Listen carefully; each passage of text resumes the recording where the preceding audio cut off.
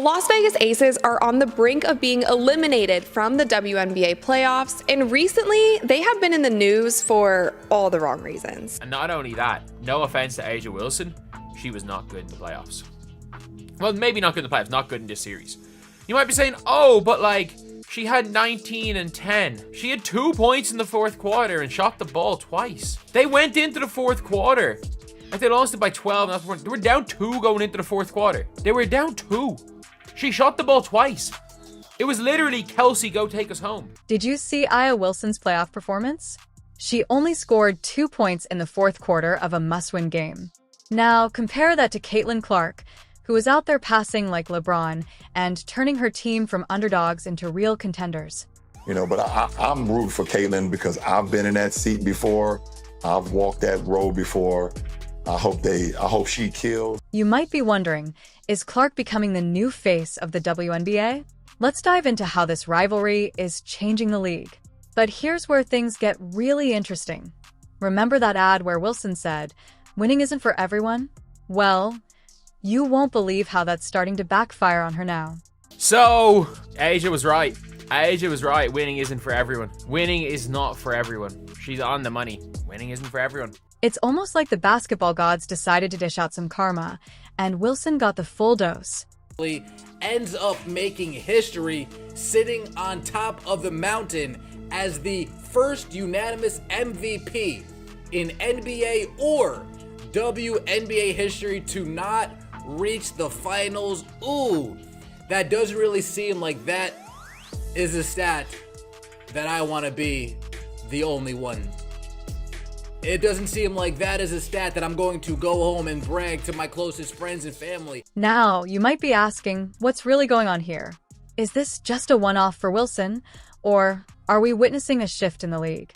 And where does Clark fit into all of this? Trust me, there's a lot more happening beneath the surface, and we're about to break down all the exciting details. A'ja Wilson, aka the manufactured WNBA MVP, is officially eliminated from the WNBA playoffs. And you know what she said, folks. Delayed, not denied. And it seems as if her playoff hopes, her repeat hopes, her three-peat hopes have been delayed as well as denied. A'ja Wilson and the Las Vegas Aces come up short against the New York Liberty and the white privilege having Brianna Ionescu. Looking for juicy details? Here's one. A'ja Wilson's playoff performance wasn't just disappointing, it was meme-worthy and not in a good way. So, what made fans turn so fast on one of the league's top stars? Let's break it down. Anyway, I digress. On Wednesday night, this woman dropped 36 points, 12 rebounds, and 6 steals to help the Aces beat the Dallas Wings 95-81. Wilson became the first player in WNBA history to have at least 35 points, 10 rebounds, and 5 steals in a game. She's also the first player with at least 35 points and 5 steals in multiple games. And this year, she also became a New York Times best-selling author. She's also the reigning 2-time defending NBA champion. She's also the reigning 2-time Defensive Player of the Year. Imagine this. A'ja Wilson, one of the WNBA's biggest stars, steps onto the court for a critical playoff game. The pressure is on, and expectations are sky-high.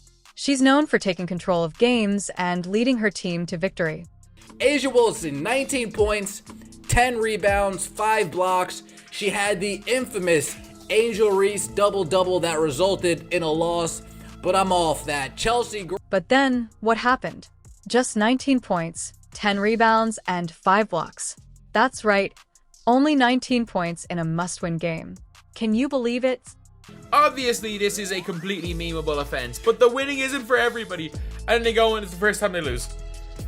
Like, you really say winning isn't for everyone. Here's where it gets really interesting. Remember that commercial where Wilson boldly said, "Winning isn't for everyone"? Well, those words came back to haunt her in the most unexpected way. It's almost like the basketball gods handed her a big slice of humble pie, and she ended up with the whole bakery. Came out and did this after 2016. Do you not think we are part of it? Like, we all are basketball fans. If LeBron did this after 2016 or after 2020 or at any stage, if this picture existed with LeBron James and it was a commercial that he was okayed, and by the way, this was a very controversial commercial. If you don't know, Temi Fagbenle had a problem with it. There were WNBA players that were not from America that had a problem with this commercial and publicly had a problem with this commercial. Fans and critics didn't hold back. Social media blew up with memes and comments, throwing Wilson's own words right back at her. One commentator nailed the irony, saying, "Winning isn't for everyone. Guess it's true when they lose. Ouch, that's gotta hurt." No one thinks A'ja Wilson's a bad basketball player. Heck, the majority think A'ja Wilson's the best player in the world. Like, A'ja Wilson is if Joel Embiid was an Iron Man, and I fully am convinced if Joel Embiid was like a beacon of health, like if he was like the epitome of health, people would be calling Joel Embiid the best basketball player in the world too. That's not a knock on A'ja Wilson, she's Joel Embiid. But the first time losing in years, and not only that, no offense to A'ja Wilson, she was not good in the playoffs. Well, maybe not good in the playoffs, not good in this series. But let's put this into perspective. Is this just a one-time slip for Wilson, or is there something bigger at play? We're talking about a player who has been at the top of her game for years. One poor performance doesn't erase all that talent and hard work. However, in the high-stakes world of professional sports, perception is everything. You release a winning isn't for everyone commercial about A'ja Wilson. Her team is the 4th seed. Teams that goes to the 4th seed and they lose. And yeah. Think about it. Wilson's team entered the playoffs as the 4th seed and was expected to make a deep run. Instead, they're now watching the rest of the playoffs from home. This unexpected exit has fans and analysts questioning everything. Is this a sign of what's to come, or just a bump in the road?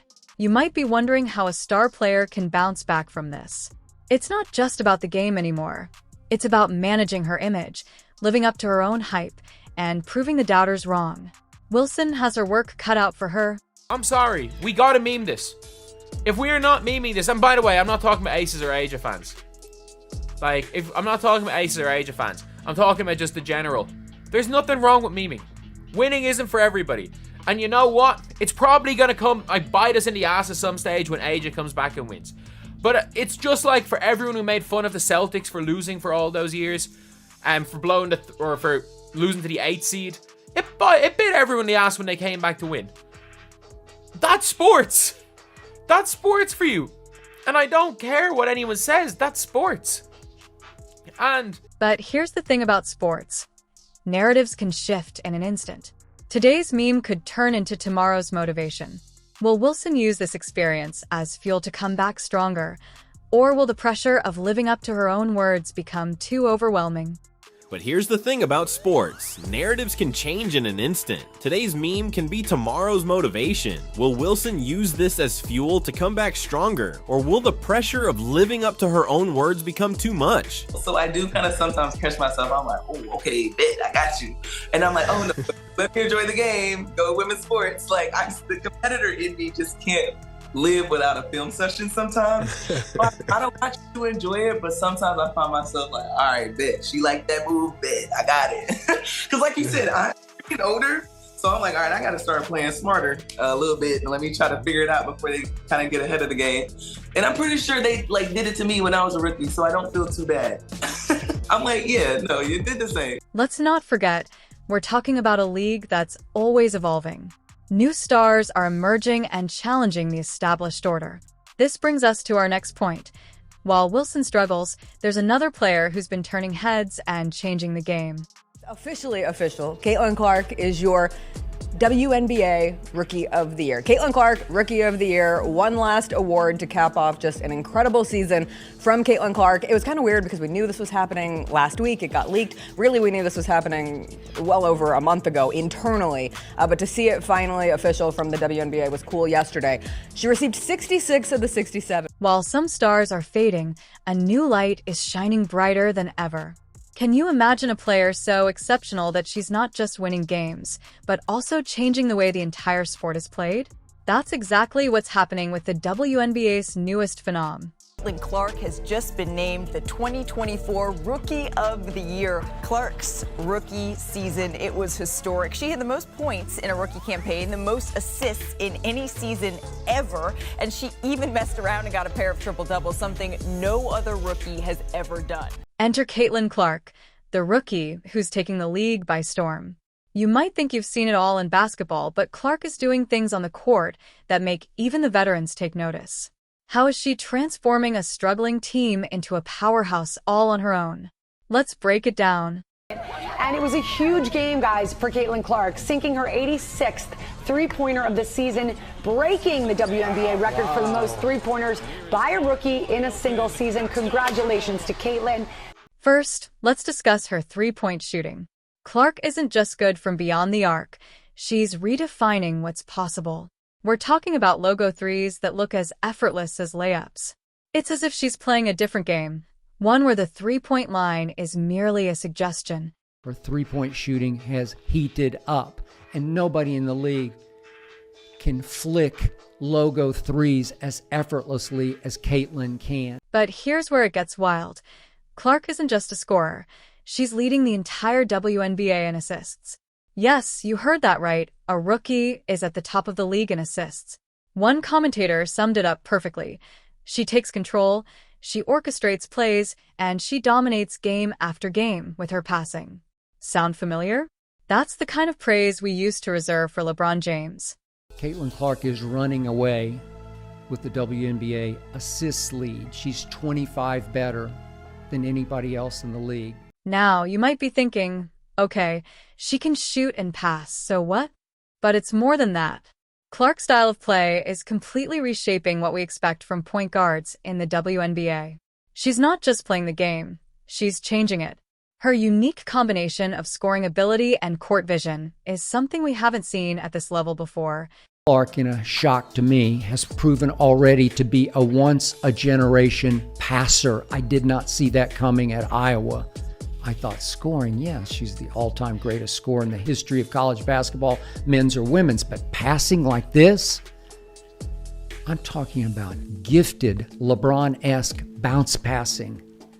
I'm talking about gifted LeBron-esque two-handed, full-court, touchdown pass kind of passing, the likes of which I don't see in the WNBA. And here's the kicker. It's not just about her individual success. Clark is elevating her entire team.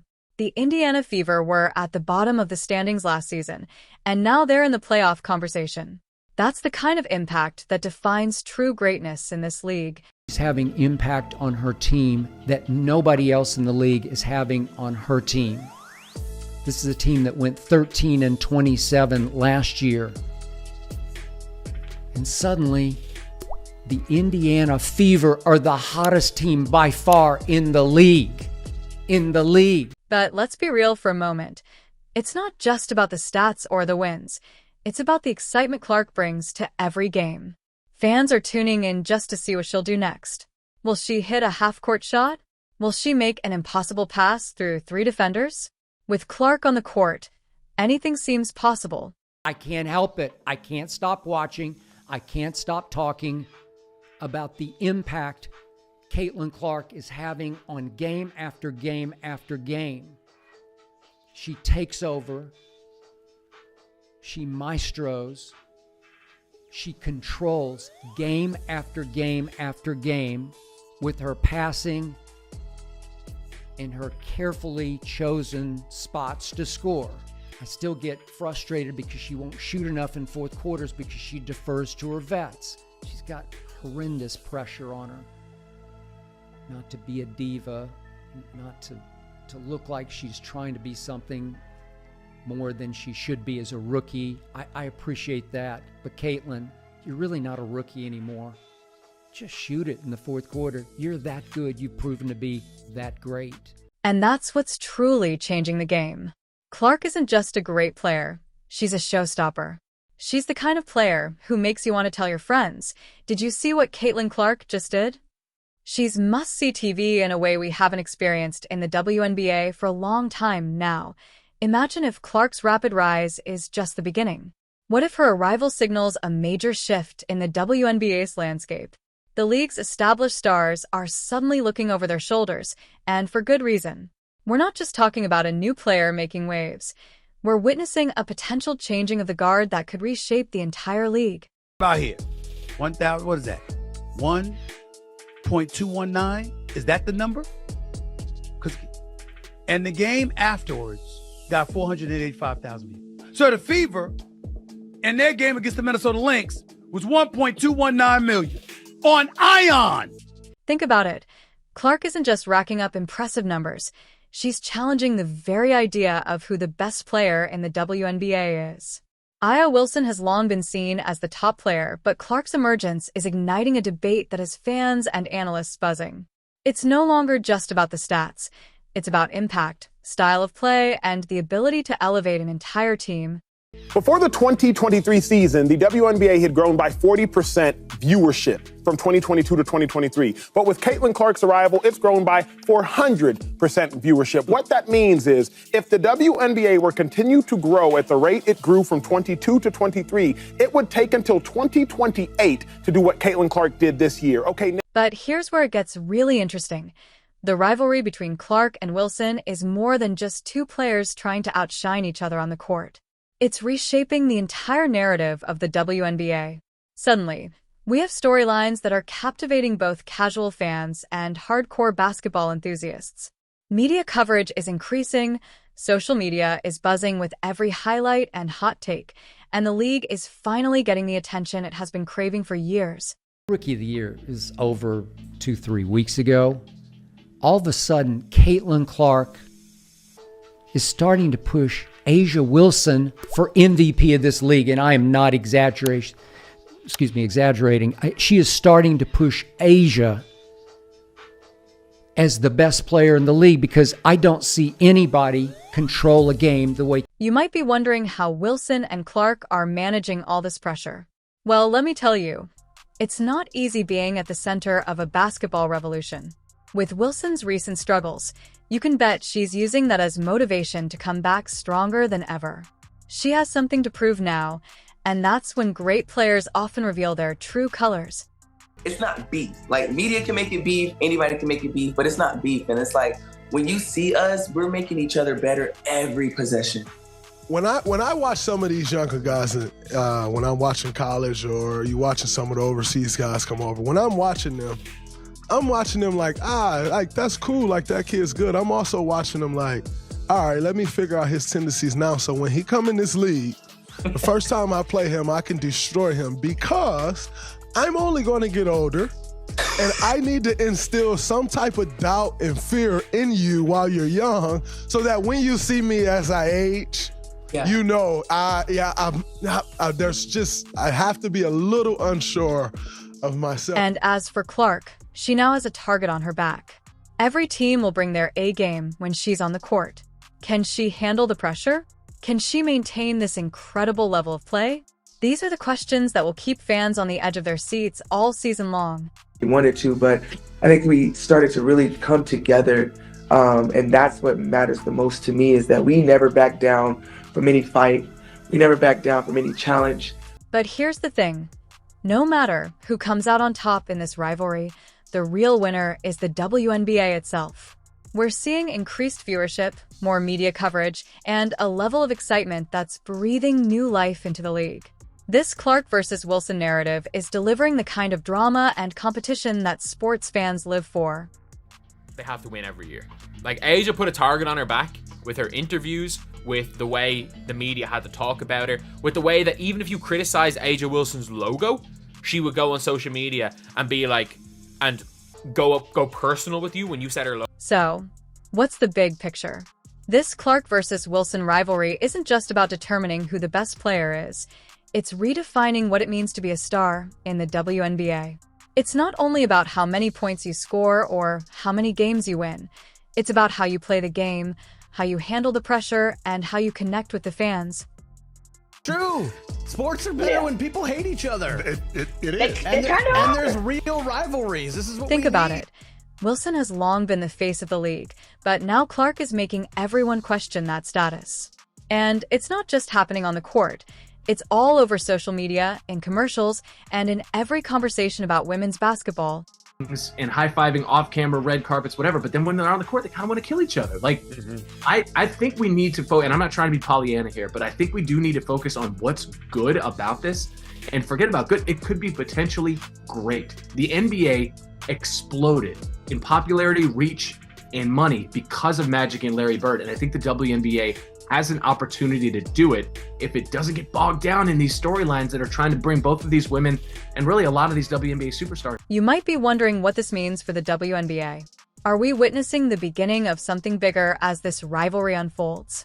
Are we seeing not just a battle between two players, but an evolution of the entire leagues?